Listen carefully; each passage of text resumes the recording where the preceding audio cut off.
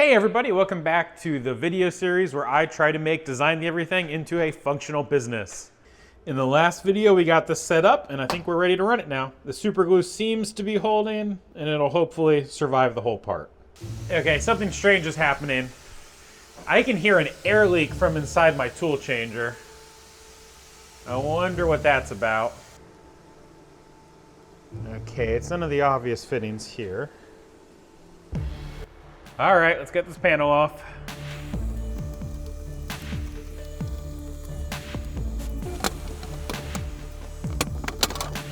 All right, let's get the air plugs back in, see if we can find our leak. I see it.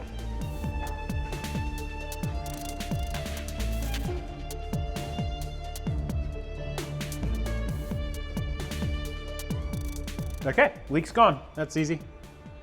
Now that I'm back here, I can see that this part right here, this conduit is loose, so I'm going to fix that.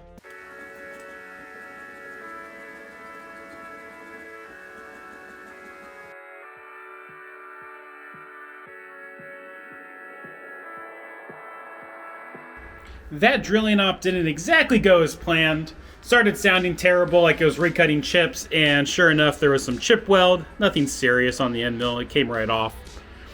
But this end mill isn't long enough to make this hole, which is annoying. I've got this guy, which was a manually relieved end mill that I did a while ago on a bench grinder. Not the best grind I've ever seen, but it should be relieved enough to get down into that hole. I'm also going to pre-drill with the same drill that I use for the 1/4-20 tap hole. That'll help get some of the material out of the way.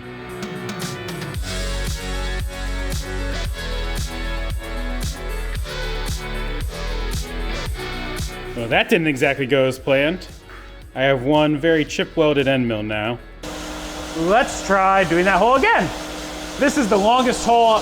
This is the longest tool I have. It is actually a ball mill, but I mean, it's longer than the other one, so hopefully it'll work. That seems to have done it, though I suspect there'll be some material left at the bottom of that hole.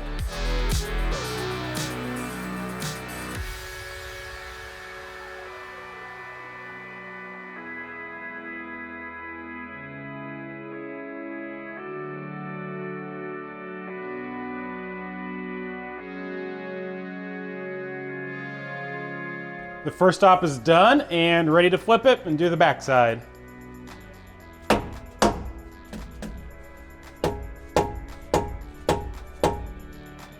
And here it is out of the machine. Now we need to flip this over and machine the backside, but there's a little bit of like an onion skin going around the outside. I was able to just kind of pull some of it off, but I want to grind that back. The backside here is going to get a big beefy chamfer like the top side did. So I can just kind of, roughly grind that down to be a little bit of a chamfer, and that'll let me probe this in the machine.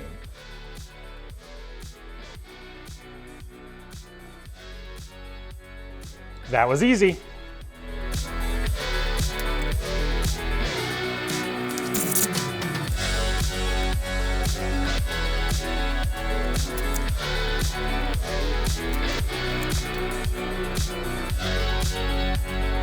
I'm going to take this opportunity to go ahead and dial in my probe a little bit.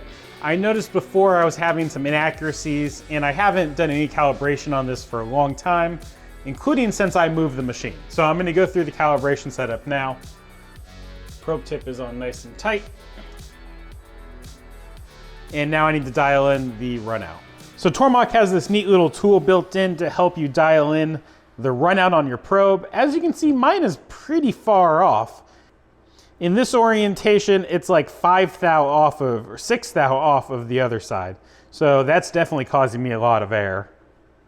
I should have checked this a while ago.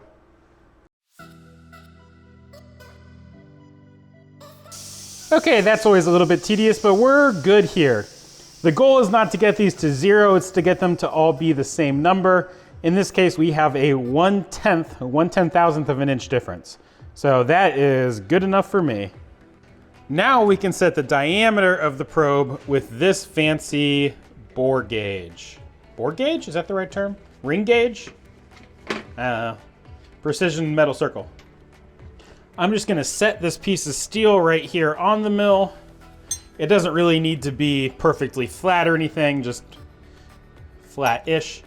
And then I have magnets here, 3 magnets that I can use to support this, and that'll keep it from sliding around. I put this in the middle. And now we can probe the inside of this, which is a known size of 29.9990 millimeters.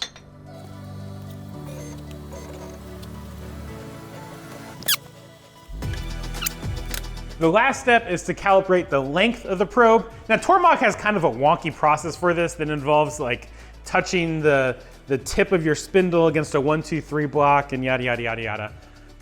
The way I do it is I start with a tool of a known length. Now, I get that known length by measuring it on the tool setter. So I'll take a tool, I'll measure it on the tool probe, and then I will cut just a flat on a piece of scrap, or in this case, my actual part, and set that work coordinate system as 0.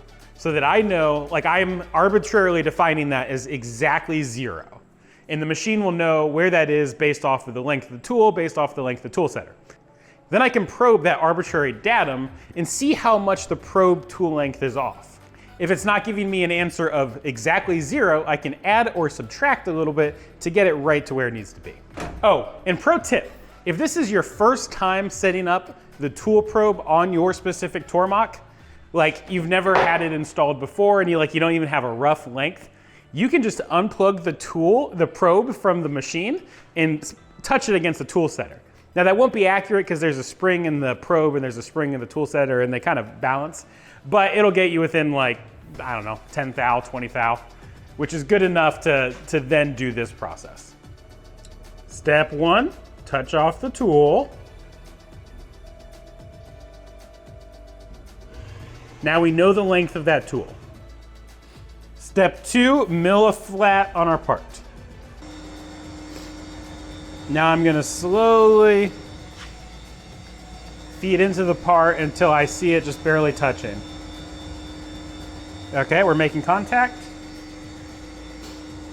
Now I'm gonna come off the part and woo, slow down those jog speeds. Okay, for good measure, I'm gonna go down by like 5 more thou. 1, 2, 3, 4, 5. And we are going to set this as our G54 0 point.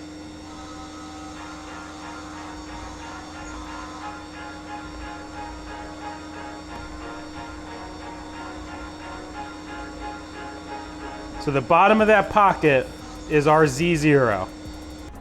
Now we can put the probe back in.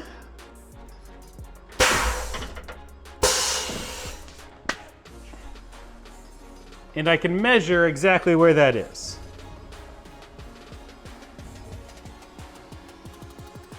So we are 7/10 too high. Okay, as best as I can measure, we are dead on. It's nice to be able to trust the probe a little bit more. Nothing I've done before now has really depended that much on it, but just that little extra precision, just that little extra precision is going to be really nice. Because we don't have a flat end right here, I'm going to post a probing tool path directly out of Fusion. Actually, 2 probing tool paths.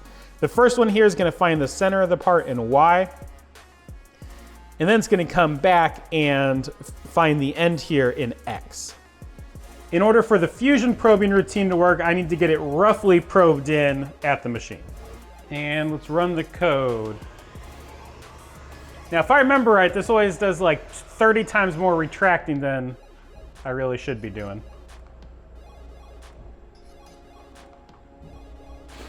I guess that's not so bad.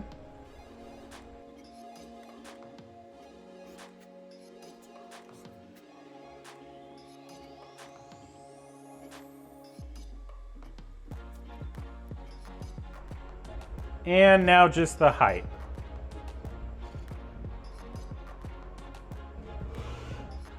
We should be good to go.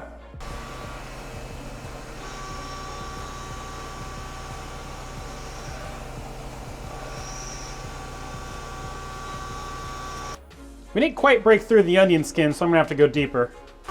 That's better. And now we chamfer. Nice big chamfers. It is perfect. Those chamfers seem to have lined up nicely. All the finishes look good. I think it's done. Off camera on the mill, I drilled and thread milled 2 different holes here. Those are holes for grub screws or set screws. Sorry, just had a weird British moment there. That will lock this carriage onto this rod at a given point. Though looking at this, I need to do a little bit of deburring. Hey, look, how fortuitous. I really need to deburr the inside there, but I'm not super sure how to do that. It fits anyway. Okay, so there's our carriage. We should probably go ahead and put the cylinder on here. Just doing a test fit up. I'm gonna powder coat this all tomorrow.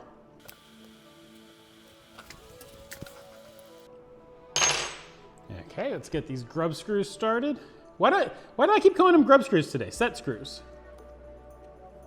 Get these set screws started. I mean, there's nothing wrong with calling them a grub screw, but I've always called them set screws. Except today, apparently, where they're grub screws. I must have watched a YouTube video, like an Alex Steele or something. Okay, other one.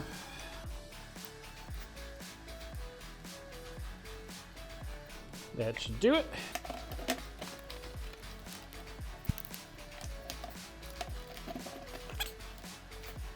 So I still need to make an end effector here for the end of the piston, and then some sort of little mount to hold the carabiner in here. But this will just kind of go like this. And that, my friends, is a carabiner squishing robot. So it'll just sit here and go boing, boing, boing, boing, boing, boing, boing. Oh, we have to hook up air at least once to it, don't we? No getting out of that.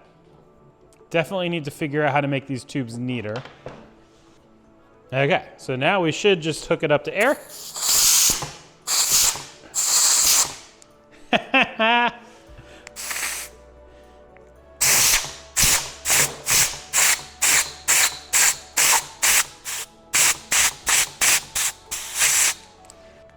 All right, watch this. It works.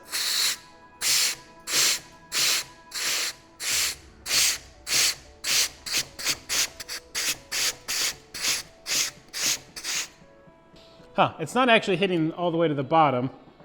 It can.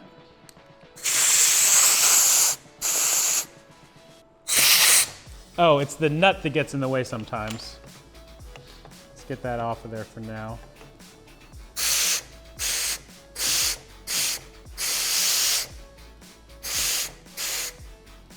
Ah, because it hit there. Okay. Once there's an end effector and something to hold this in place, it'll work fine, but this is rather satisfying. If that's not a win, I don't know what is. I'm going to leave things here, I'll powder coat it tomorrow, and I'm gonna go edit videos, because I'm behind, like very behind.